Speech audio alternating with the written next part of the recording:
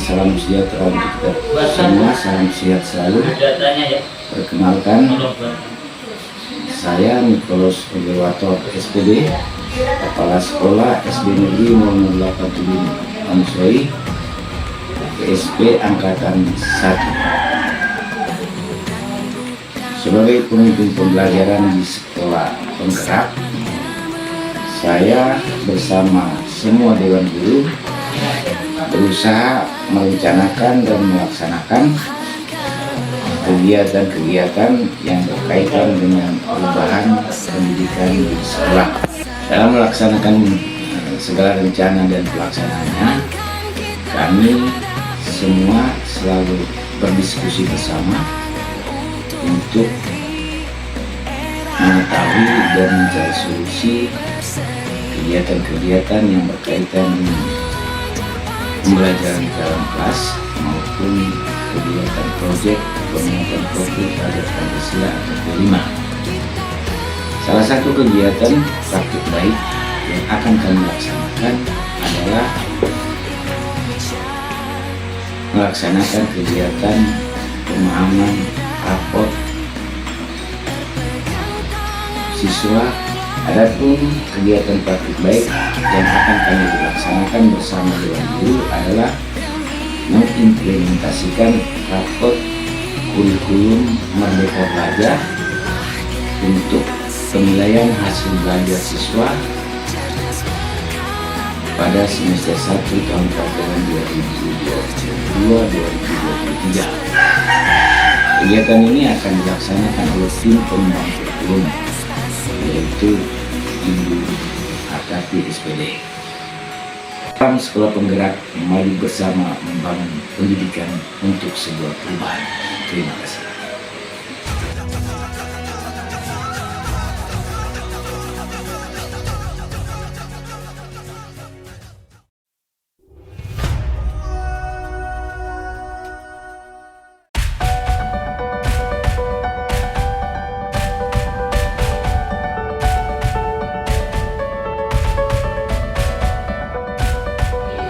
Salam sejahtera untuk kita semua, salam sehat.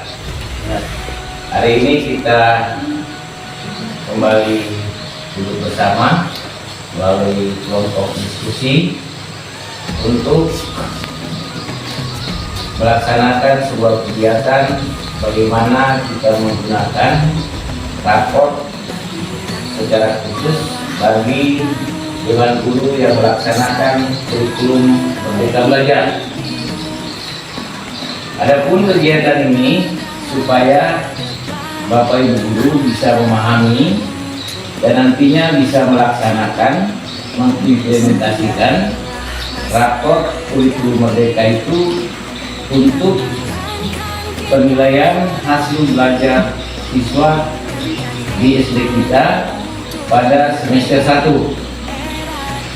Kegiatan ini nanti akan dipandu oleh Ibu Cahaya selaku tim pengembang kurikulum Merdeka Belajar di sekolah kita. Mungkin ini dari saya.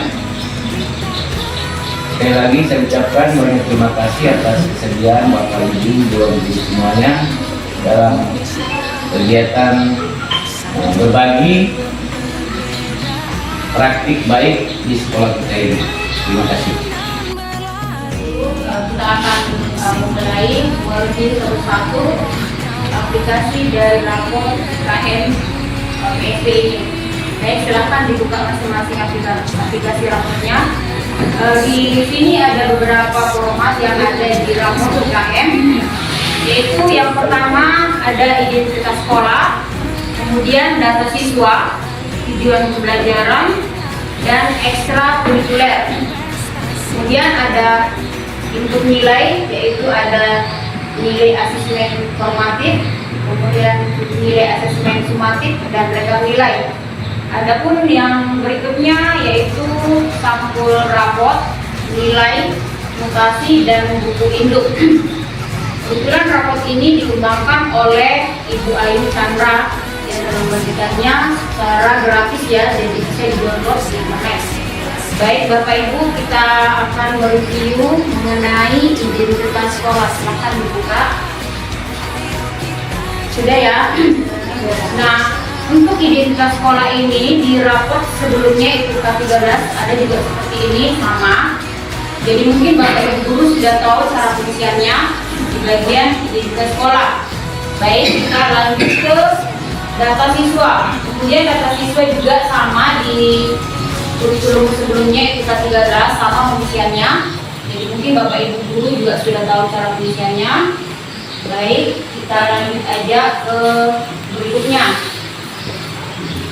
yaitu tujuan pembelajaran.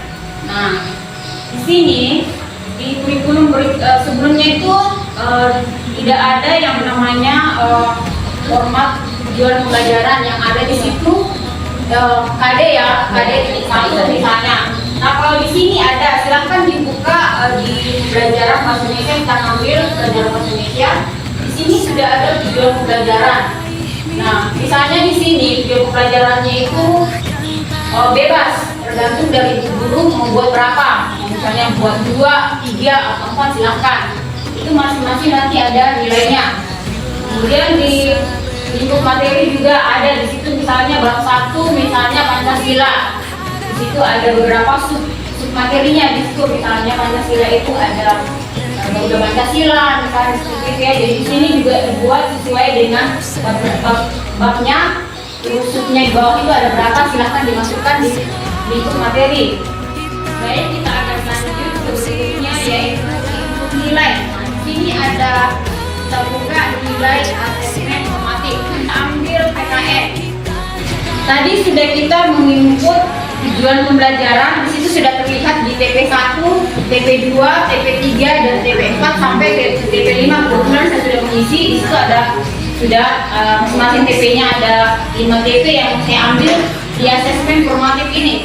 Nah, silakan dibuka format untuk rekap nilai akhir ya. Nah, tadi kita sudah mengisi masing-masing asesmen formatif sama sumatif.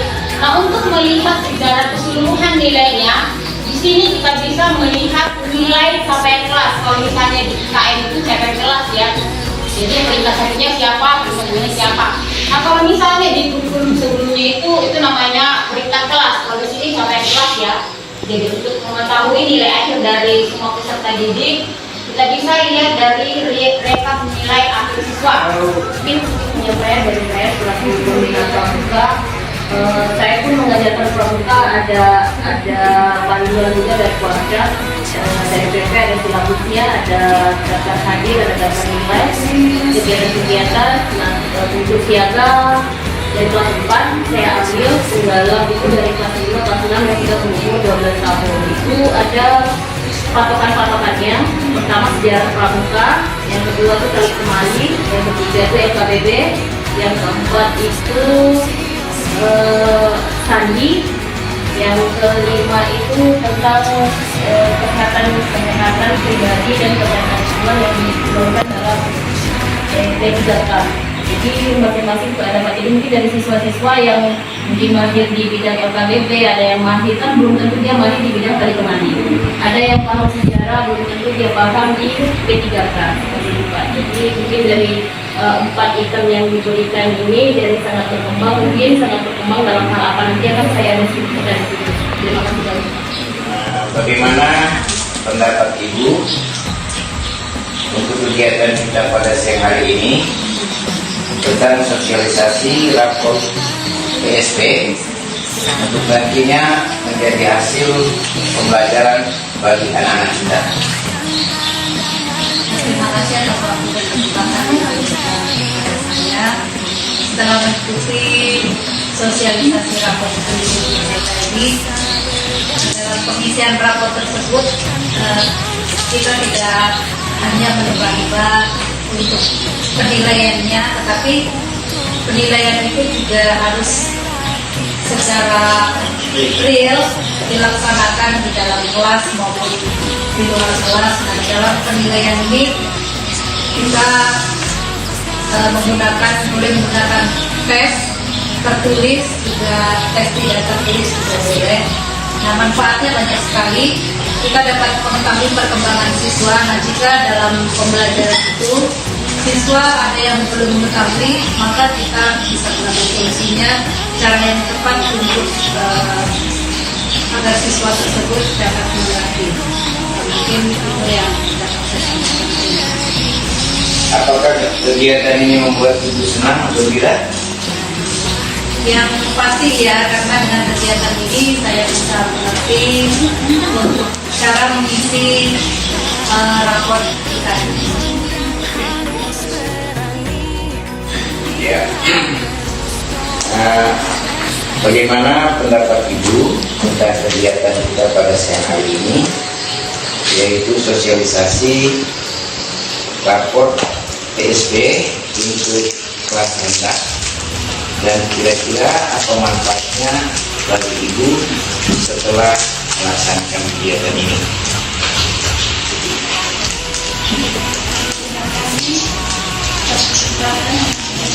Saya dengan mengikuti kegiatan sosialisasi rapor Merdeka Mengajar ini, maka saya kurang lebihnya memahami cara mengisi rapor kurikulum baru yang tadinya masih bingung dan kurang tahu, akhirnya sudah paham. Demikian refleksi dari saya. Terima kasih. Apakah kegiatan ini membuat Ibu walaupun siang hari ini membuat Ibu gembira atau bagaimana? Alhamdulillah gembira, senang dari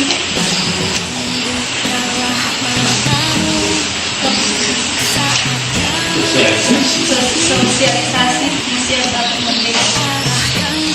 Terima kasih ya Bu.